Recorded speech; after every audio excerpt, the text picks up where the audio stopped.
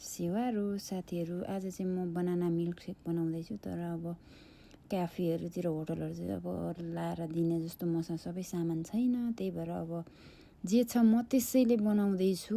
मात्नु त मात्दैन, नमातेपछि भइहाल्यो अनि टेस्टी पनि हुने रहेछ। यसरी बनाउँदाखेरि मैले पहिले बनाना लाएँ अनि म एक्लैको लागि हो नि त, त्यही भएर 2वटा मात्रै बनाना लाएँ अनि दुध मैले हिजै पकाएर फ्रिजमा राखेको थिएँ। पुरा उयो के अरे तर पनि बसिरहेको रहेछ कि बाक्लो भएर। अनि त्यहाँदेखि मैले हनी घरमा आफै काटेको हनी थियो, त्यो लगाइदिएँ। अनि त्यस पछाडि मैले धेरै गुलियो होला जस्तो लाग्यो अनि अलिकति मरिचको धुलो लाएँ। अनि फर्सीको दाना पनि टेस्टको लागि म चाहिँ फर्सीको दाना लाएँ। फर्सीको दाना के भन्छ, पम्किन सिड्स। यो चाहिँ केसर हो।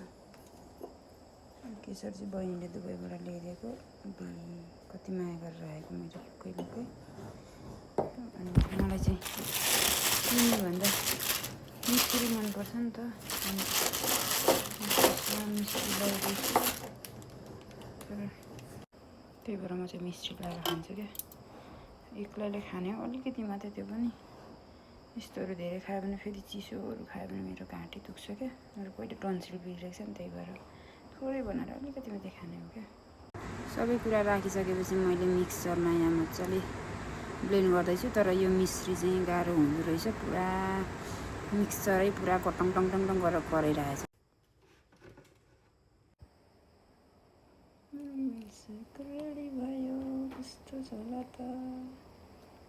वाउ, टेस्ट गर्छु होइन, दामी